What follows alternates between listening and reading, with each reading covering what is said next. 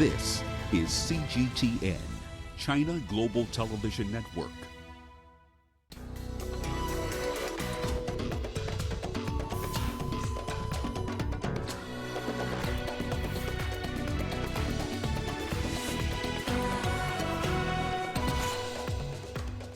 Namibia's president re-elected with a decisive win over two close rivals. In the DRC, a top leader of rebel ADF forces killed as UN Under-Secretary General visits Beni.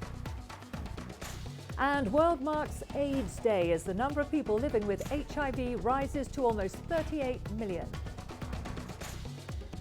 Hello and welcome to CGTN. This is Africa Live and I'm Karen Roberts in Nairobi. Also coming up in the programme. A young Ivorian jeweller makes waves across West Africa with diamond and Tahitian cultured pearls.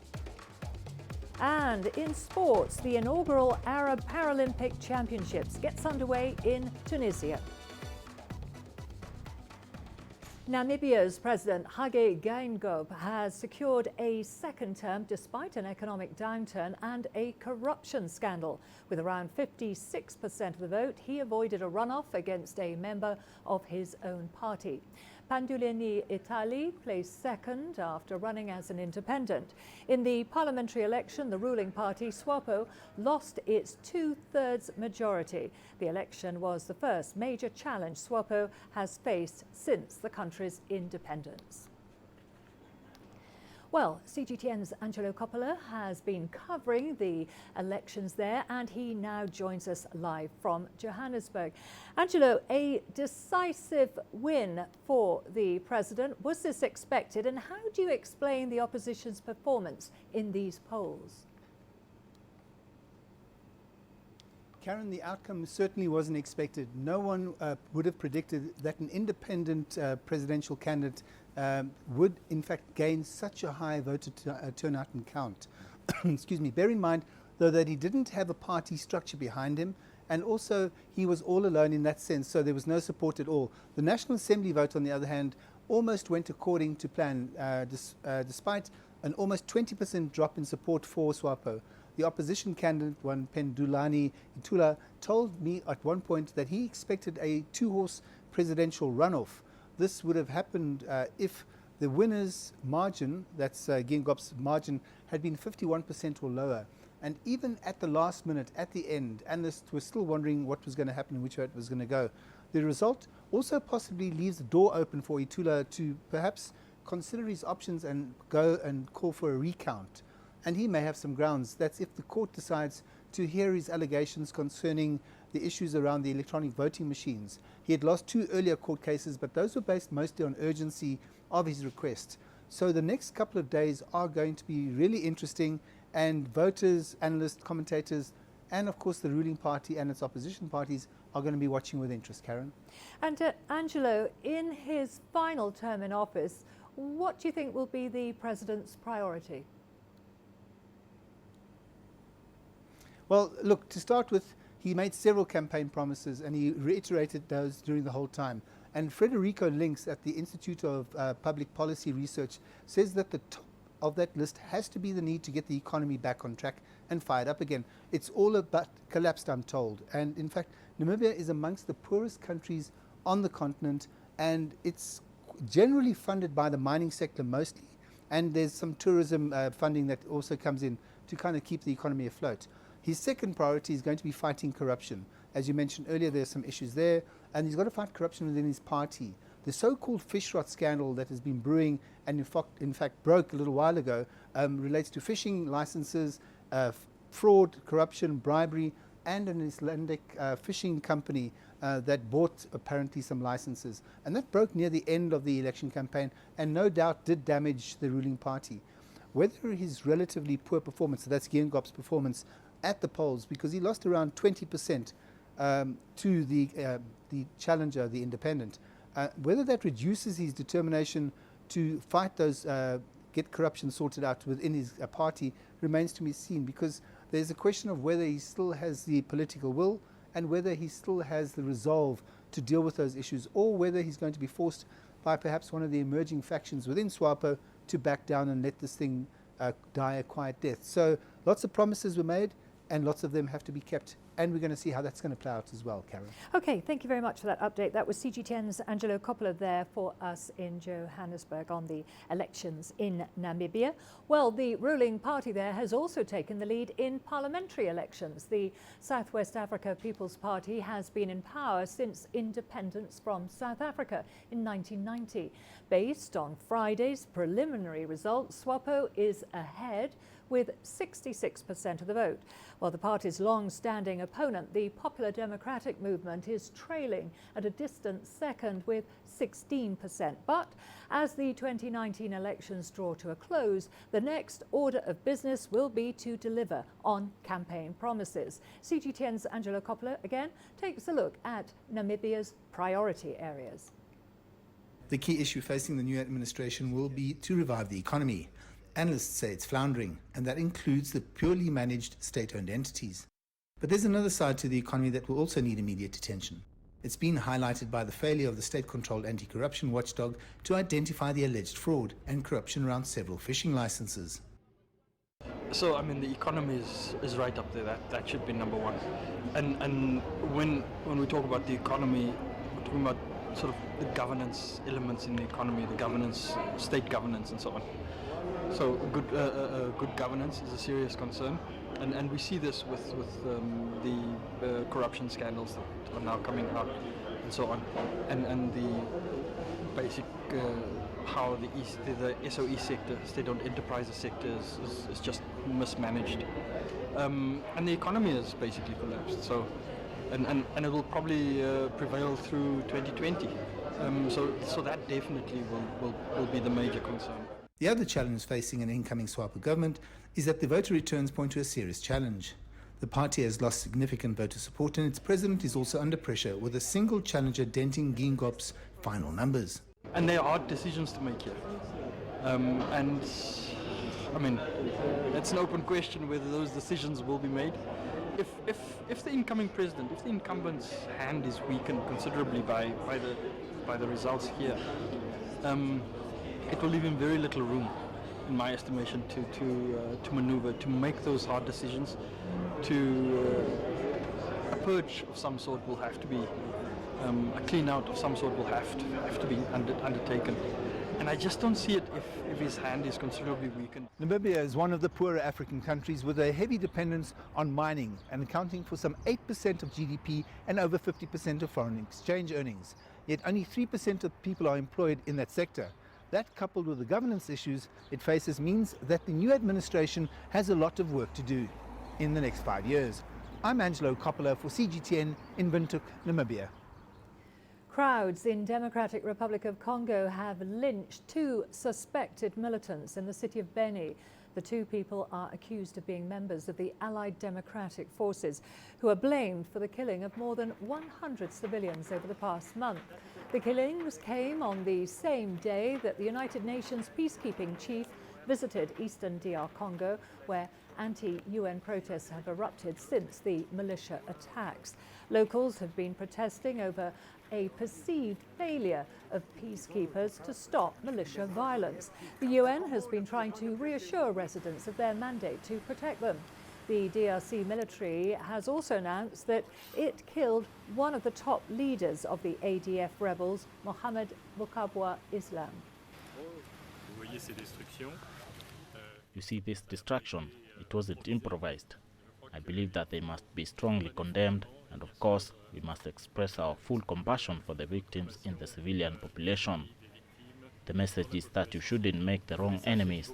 We are on the side of the people of this region, the Congolese people. Are there any things we can do better? Of course there are, and we will work on it. Are our partners, with whom we work every day, also thinking about how to work even more closely with us? The FARDC, Armed Forces, the National Police, the authorities.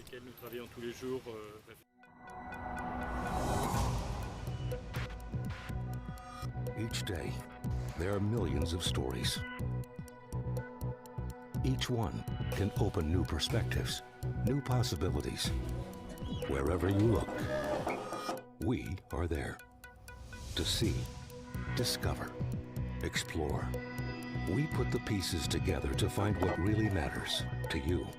All around the world, all around the clock. Our reporters are at home across the globe. From our headquarters in Beijing and production centers in Washington, Nairobi, and London, China Global Television Network. Stories from across the globe, reaching people across the globe. CGTN. See the difference. It's World AIDS Day, and communities around the world have been recognized for their role in helping to curb the spread of the acquired immune deficiency virus. The World Health Organization has applauded health workers and activists for their hard work in reducing stigma and advocating for better health care. Globally, there are over 38 million people living with HIV, or human immunodeficiency virus, that can, if left untreated, lead to AIDS. CGTN's Julie Shear sat down with Lebogang Mostumi, a South African activist who discovered that she had HIV in 2009. Lebogang Mostumi tested positive for HIV 10 years ago. She's one of over 7.7 million South Africans living with the virus.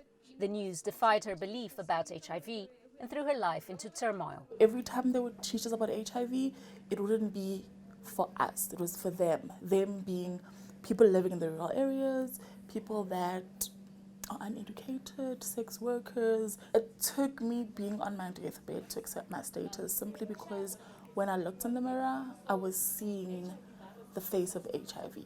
Motsumi's escape from AIDS brought a new purpose to her life. She picked up the pieces and became a fierce voice for others on the same journey. I really appreciate hearing people's stories and helping other people living with HIV to kind of accept their status working with young people, being able to share my story so they don't tell the same story, you know. They tell different stories of young people who made informed choices. Close to 5 million South Africans are on antiretrovirals, but Lebogang called for greater healthcare investment. The passionate advocate has welcomed a groundbreaking study by Wits University, which combines antiretrovirals and contraceptives. The idea is that once these products are shown to be effective in preventing HIV infection, and also that they're safe, that for women we may be able to combine them with the contraceptive, and so women could have an HIV prevention method combined with a pregnancy prevention method all in one injection. Over 3,000 women across sub-Saharan Africa are on the trials, but it may take a few more years before it's available on the market. Before they introduced the one pill, I was just taking a lot of pills and they had tremendous side effects. So to have an injection like that ensures us that we have got dual protection without being separate. And we've always been saying we need a holistic approach to a human living with HIV. Medical researchers have made significant progress around antiretroviral treatments in the last 2 decades, but the stigma around HIV still remains the biggest hurdle. Lebogang's biggest goal is changing attitudes and helping people understand they're not defined by HIV. Julie Shear, CGTN, Johannesburg, South Africa.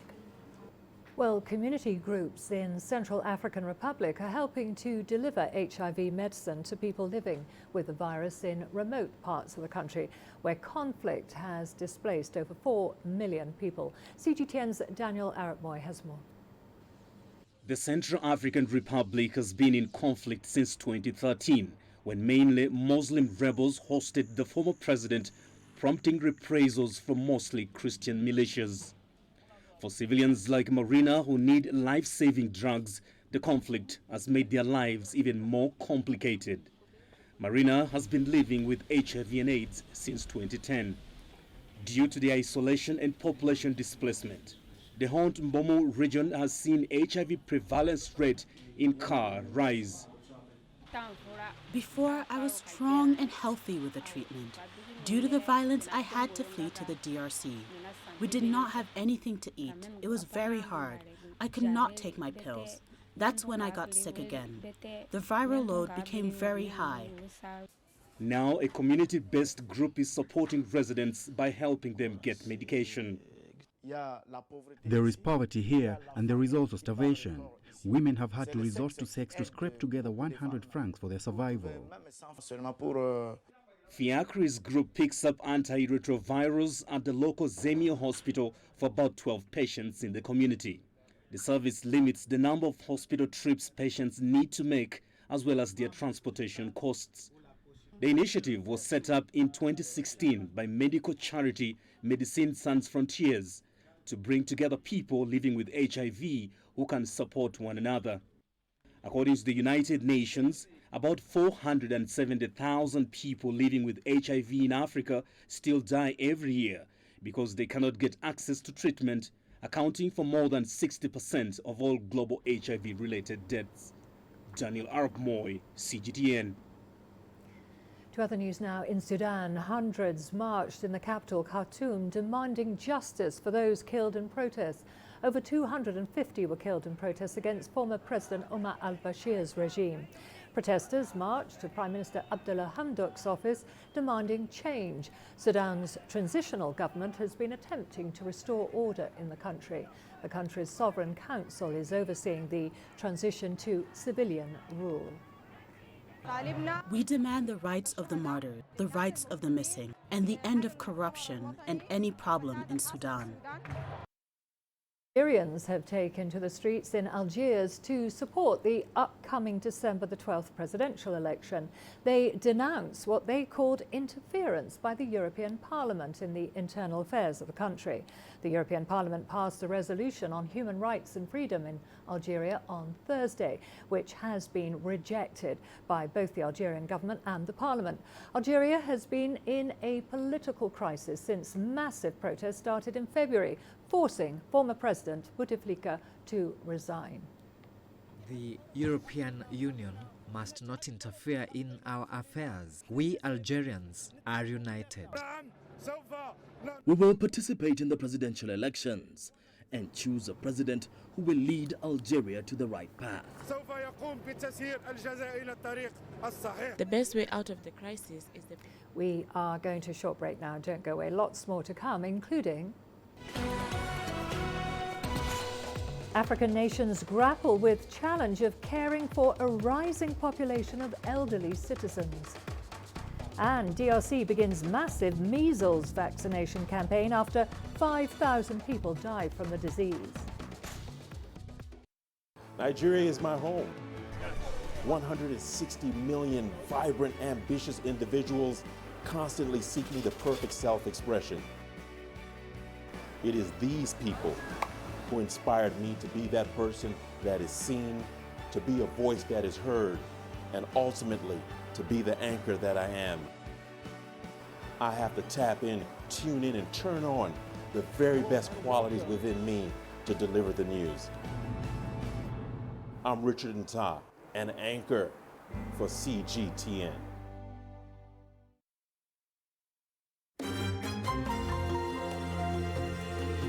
Africa Live. Find your voice.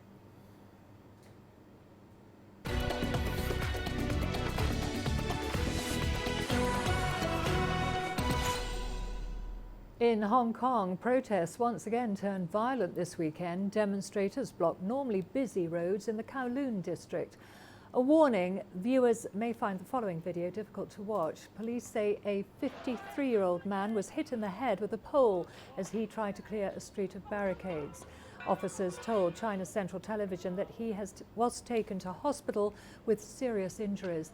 The victim's mobile phone was also stolen. Police have condemned the attack, describing it as an assault and robbery.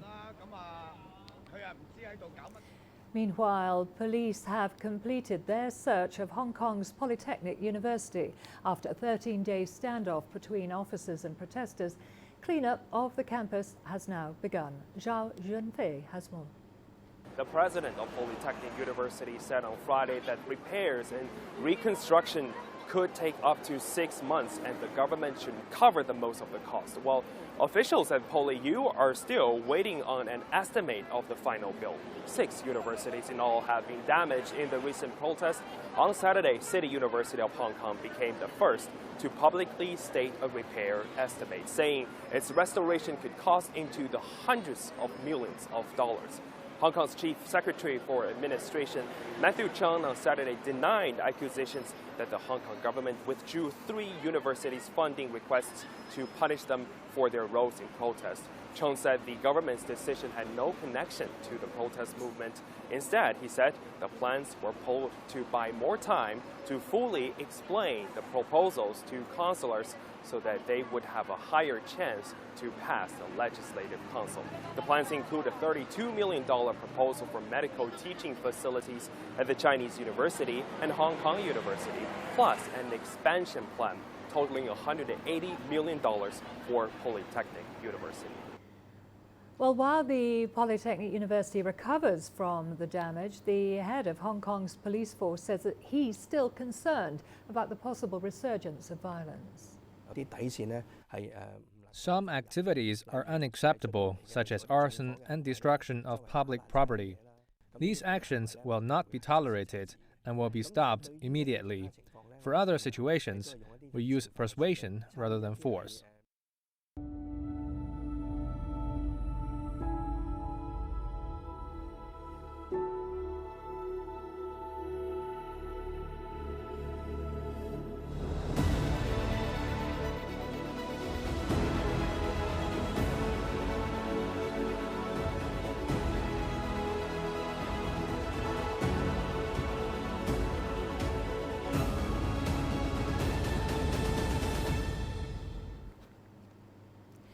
Life expectancy has risen across the African continent. This leaves many countries with a particular challenge: how to care for the elderly. CGTN's Wakista Nyabwa reports on how an organization in Kenya is tackling the issue. A shadow appears in the doorway, alerting Zipporah that she has a guest. It is an occurrence which shines a sliver of light into her otherwise humdrum life.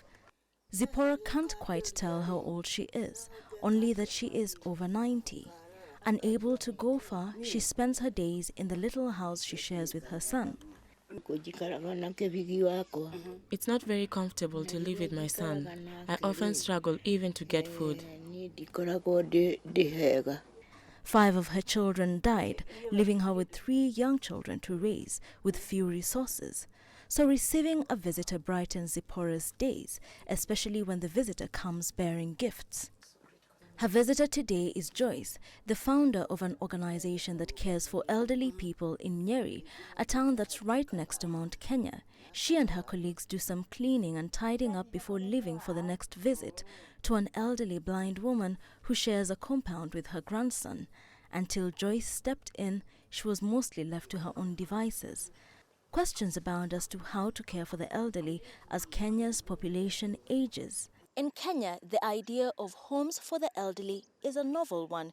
Instead, most elderly people prefer to remain at home, where increasingly they find themselves alone. The 2009 census found that Kenya had over 1.2 million people over the age of 65.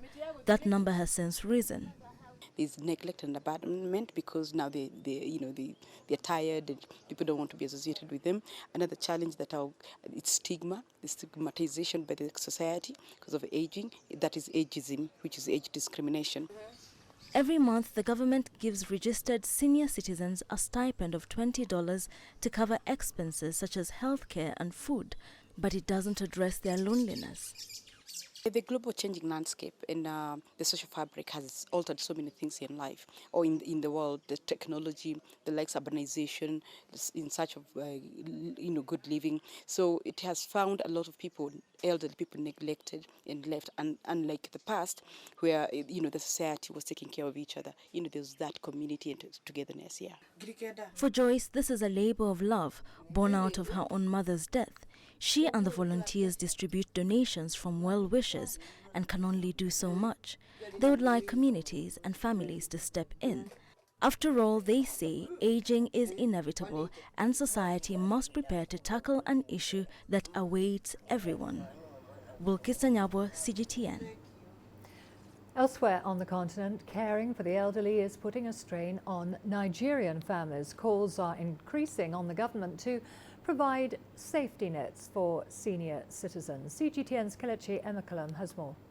Mama Tonia takes to the dance floor as her family gathered to celebrate her.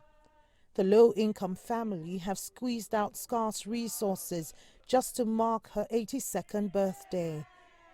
They've been caring for Mama Tonia since 2016 after the death of her husband.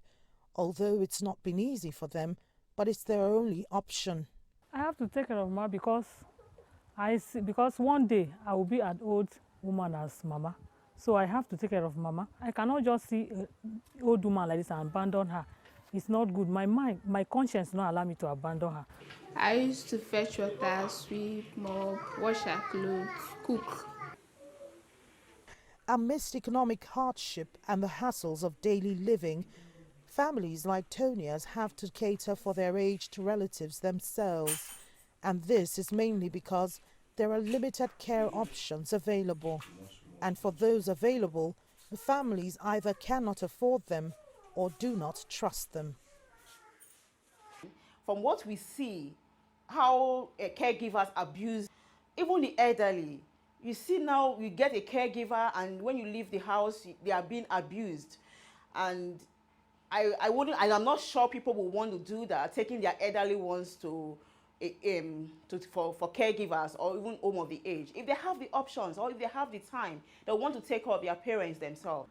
Nigeria's elderly make up less than 4% of the country's 200 million people, but there's no functional national policy to care for its aging population. So many are left to deal with retirement and social isolation, and the traditional emphasis on family-centered care is gradually fading away.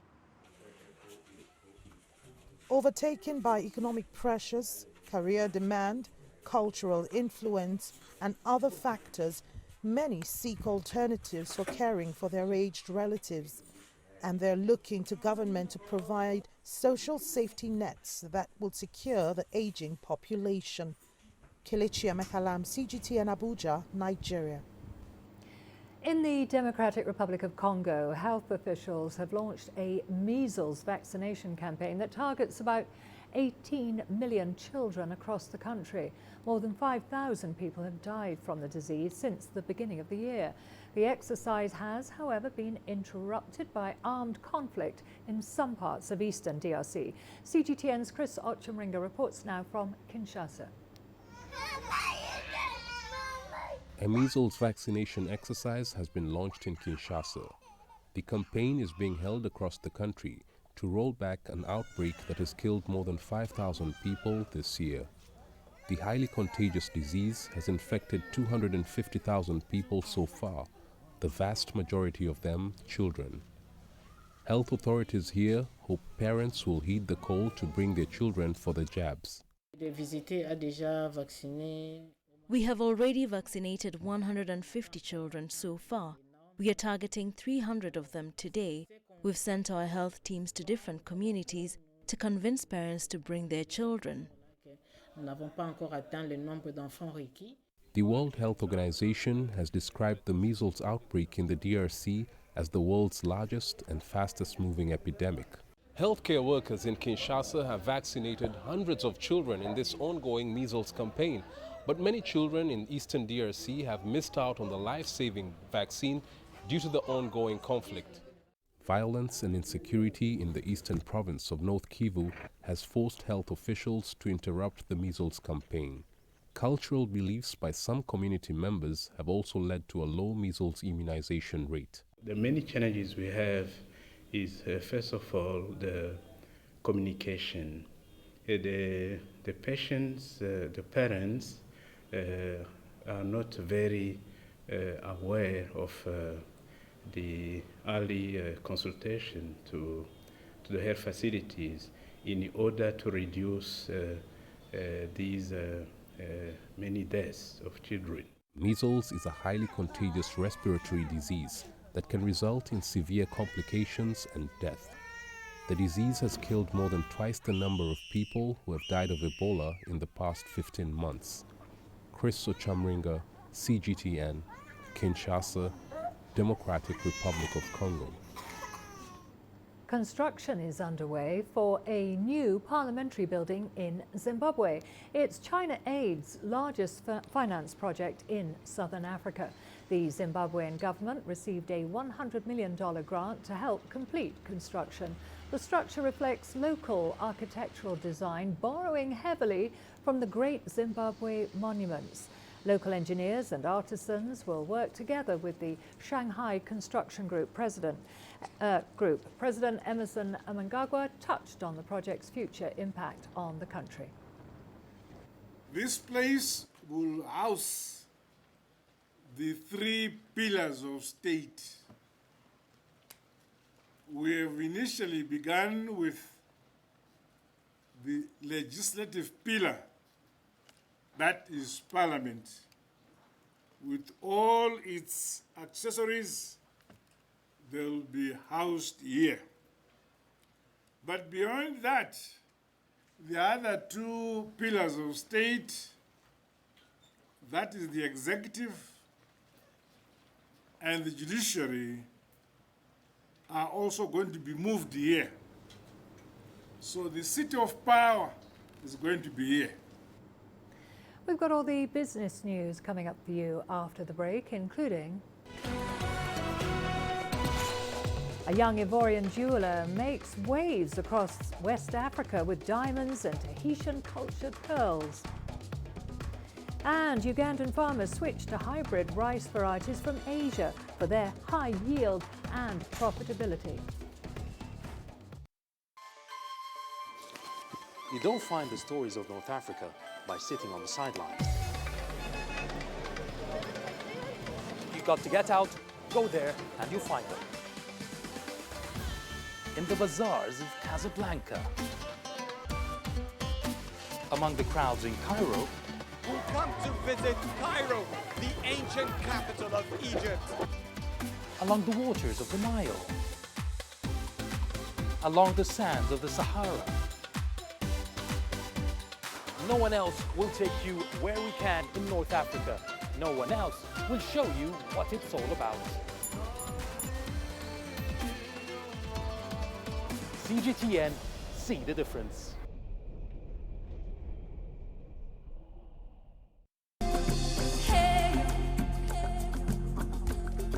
Accra is my kind of city. That's because when I'm here, I feel like I'm back home in Lagos or Abidjan, which are two of the major cities I grew up in. Business in Africa is high risk. After about a decade covering business news on the continent, I've learned it's all about the high risk, but also the high returns and the high energy. You simply have to adjust in order to keep pace. When I started out as a journalist, my dream was to open people's minds to the different perspectives. From the CEO in the boardroom to the trader out in the street, we all have different stories. From Accra to Addis Ababa, from Cairo to Cape Town, and I wouldn't have it any other way. Here at CGTN, we realize that Africa is on the move, and it's moving fast, but we're moving right along with it. I'm Ucheo Koronkwo, and I'm a business anchor and reporter at CGTN.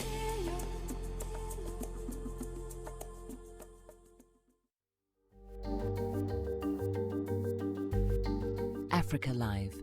Find your voice.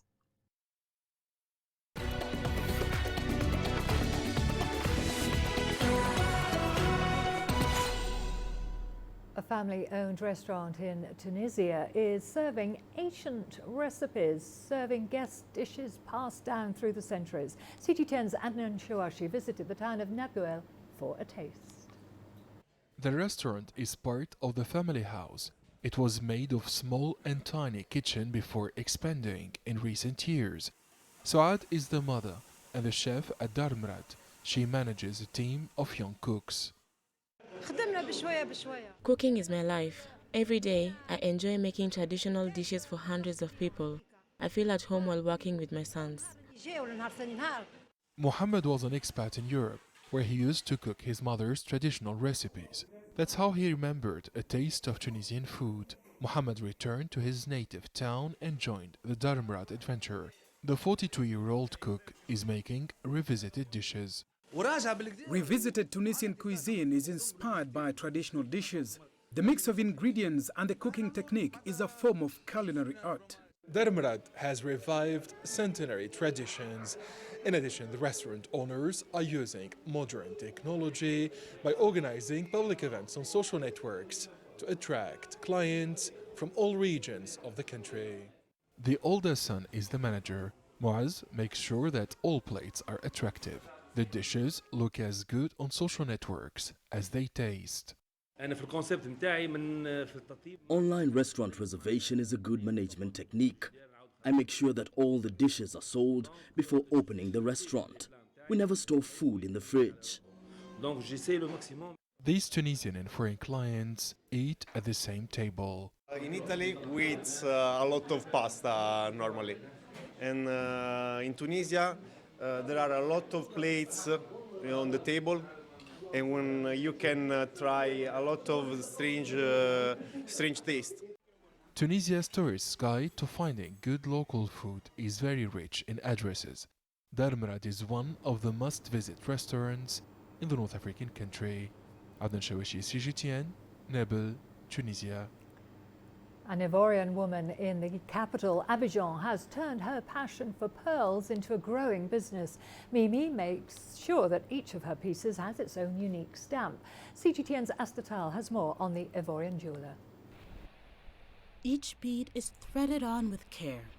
For Zekel Florel Mirel, or Mimi, each piece of jewelry is precious.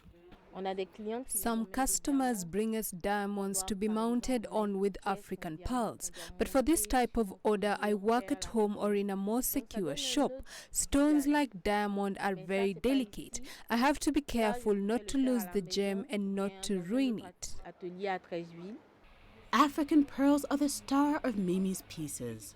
At 30, she's trained other workers to help meet customer demand. And indeed, customers appreciate her passion. Mimi is a must when we come to Abidjan. With my friends, we always come to Mimi for necklaces and beautiful African jewelry. We like her beautiful creations. All that Mimi does is pretty. She knows how to value not only West African culture, but appreciates the diversity of different African countries. Mimi loves to show the diversity of African women through her pearls. In Abidjan, as well as Africa, we have the chance to see diversity from size, complexion, and shape. African women are so different from each other. I create unique things that values each customer. Mimi hopes one day to create a school to help others learn her craft. Astatal, CGTN. Well, staying in the country, the International Agricultural Show has concluded in Abidjan. More than 2,000 exhibitors, as well as visitors from 30 countries in Africa, gathered in the Ivorian capital to look at innovative solutions to modernize the continent's agricultural sector. CGTN's Tuli Shabalala has more. This is the 5th edition of the International Agricultural Show. The event is held under the theme Smart Agriculture and Technological Innovations. Delegates here seek new perspectives to enhance Africa's agriculture sector. We can no longer wait for the rains before cultivating. Given the growing demographics each year, we need to produce more. That is why we offer solutions in agricultural technologies such as drip irrigation, sprinkler irrigation, and micro-sprinkler irrigation. Today, it is no longer a question of relying on rains to produce. We also offer a drone mapping service because when the plot is large, it is difficult to go through it on foot or even by car. With all the land problems that exist, if we practice soil-less culture, land problems will be solved in Côte d'Ivoire. For example, if you are on a plot and the owner were to drive you out of his land, you just have to pick up the pots and you can go elsewhere without damaging the plants. The second advantage is that soil-less culture is done in a controlled environment that truly protects the whole plantation from insects and bacteria in the soil. According to the Food and Agriculture Organization, Sub-Saharan Africa has more than 950 million inhabitants. This population is expected to rise to 2.1 billion people by 2050. To meet the needs of this growing population, the animal and fisheries sector must be more efficient with proper regulations and more investments. In Africa in general, livestock constitutes 30% of the GDP and involves more than 10 million individuals in sub-Saharan Africa. For poor people, livestock sector is a main source of income. So it's a sector that deserves a significant investment. So we have to work on the regulatory framework. Then we need to work on case of formulating policies that are well designed and inclusive. In efforts to boost agricultural productivity, Ivorian President Alassane Ouattara has handed over 54 tractors and several other high-performance agricultural equipment to farmers in the country. You know that Côte d'Ivoire is an agricultural country. What we want now is to move on to the next step. Of course, we want to continue to increase production, but also to transform all manufacturing products. I am confident that all this is going to take place with all the other competent ministers. Participants here hope to enhance the use of knowledge, technologies and innovations for African agriculture, to enable actors in the sector to develop their countries. Tuli Shabalala, CGTN. In Uganda, farmers are switching to hybrid rice varieties from Asia due to their high yield. The crop, which yields up to 10 metric tons per hectare, is helping families with more food and higher sales. CGTN's Hilary Ayesega reports. Tending the crop, Hadija Namatov weeds the rice farm. The hybrid rice was introduced by Chinese agriculture experts. This type of rice is high yielding. We hope to get enough to feed our children and also earn more money. The hybrid rice variety yields up to 10 metric tons per hectare compared to the traditional variety, which yields about 4 tons per hectare. With this improved rice variety, Hadija and many farmers here are expecting a bumper harvest. Now the government is encouraging farmers to plant hybrid rice so that they can earn enough money to survive. We need varieties which are commercially viable for the farmer to get better incomes.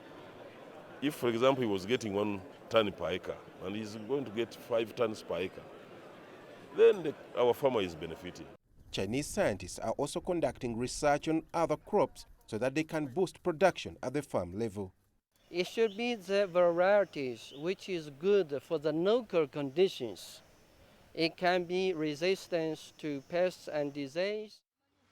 But as farmers look up to good harvest, environmentalists are cautioning them not to destroy the environment.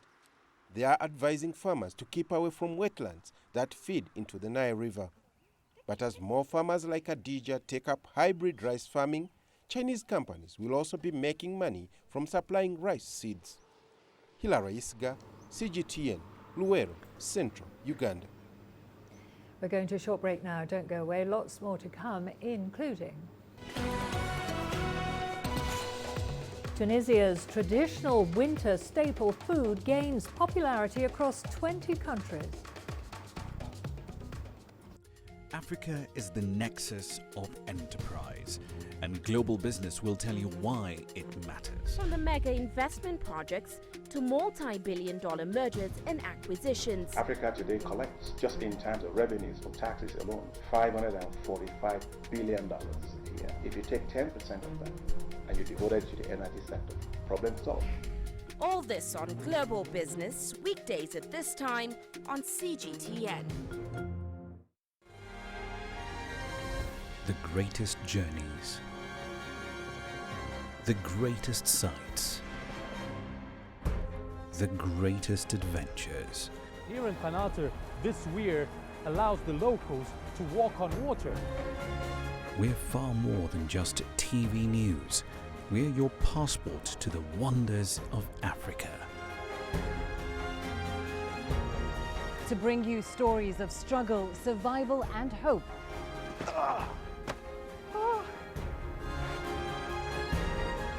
So let's explore.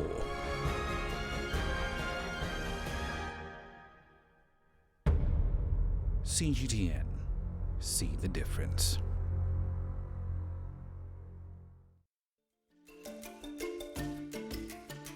Africa Live. Find your voice.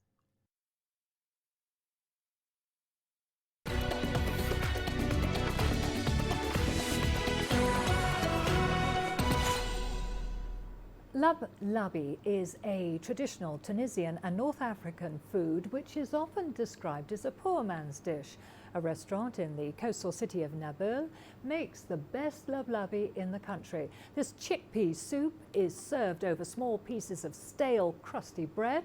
This food is now sold in restaurants in more than 20 countries around the world. Adnan Chouachi has more from Tunis. In the early 1990s, El Bey moved from the city of Tunis to the coastal governorate of Nabil, the capital of spices in the North African state. He opened a small eatery and cooked leblebi, the delicious chickpea soup which is served in a seasoned cooking liquid. The street food made him famous. The stew is rich, garlicky and warm with mild chili heat, redolent of cumin and fruity olive oil. The smell of the stew attracts all passers-by. People usually share their dish. Leblebi is garnished in different ways. After filling the dish with steaming hot chickpeas and plenty of chickpea cooking broth, the cook cracks a barely coddled egg on top. A traditional version of leblebi harikma is made with cow trotters, but I prefer the vegetarian one or the light recipe with tuna. El Bey's tables gather Tunisians from all walks of life and social classes. Students and people with low budgets eat together in a friendly atmosphere. For me, it's the best traditional dish in Tunisia.